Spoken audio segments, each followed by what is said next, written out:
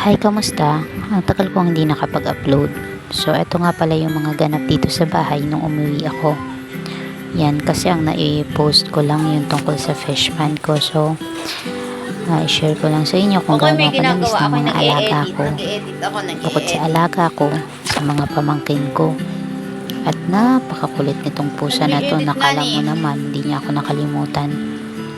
Ang totoo Nagulo ako, niyan, nag-e-edit nung sa umuwi video ako, hindi niya ako kilala. Ang gugulo. Ayun, tapos ngayon feeling close. O, diba? So, ayan. Tsaka yung mga pamangkin ko, ayan, dikit ng dikit. Super na-miss nila ako. Dahil nga natagalan akong tumambay sa Makati dahil na-postpone yung work ko, umuwi ako nun sa probinsya. At ito lang naman yung mga ganap ko sa bahay. Ayun na nga. Aray ko, aray ko. Malibas. Ang tumambay. Ayan. Tapos, share ko lang sa inyo. Ayan, o. Alam nyo ba to guys kung ano? Yan. Ang tawag dyan, pilaway. Yan. Para makain, pinupukpok yan. Ayan. So, ang kailangan mo lang kainin dyan, or ang pwede mo lang kainin dyan, yung puti sa gitna. So, syempre, pagkakainin mo yan, kailangan ng chismisan dyan. Kasi parang, ano lang yan eh. Parang mani. Ayun, nasa likod ko dyan, pamangkin ko din yan. Ayan si Tibit. Nakakain na ba kayo nito guys? Nalalaglag lang to sa likod ng bahay namin dati eh. Dati-dati, libre lang natin yung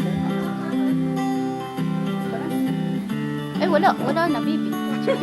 Nakakatamad lang siyang kainin kasi kailangan mo pa siyang baakin para lang mabuksan. Kasi ang tigas ng labas nito.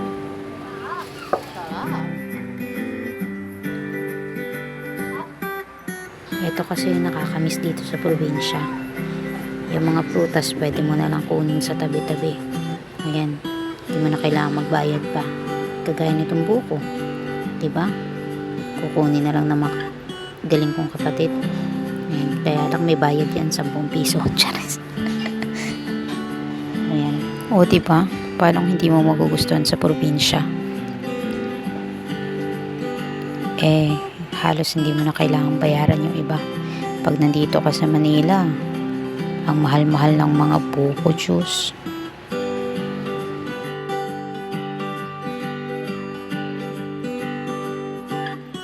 Oh, ito naman, share ko pa.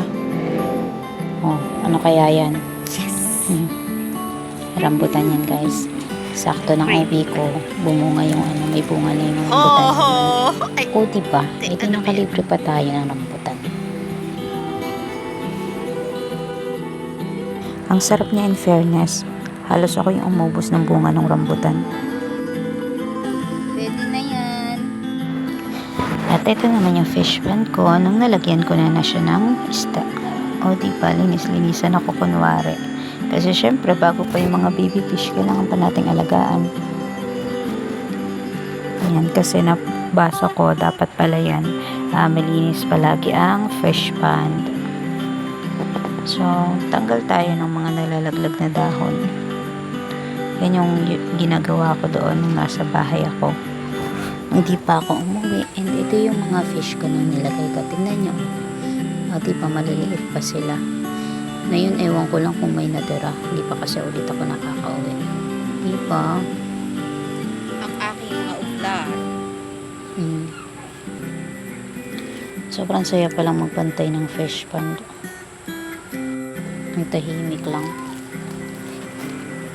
Parang wala ka nang iisipin pa. Kung pwede nga lang eh.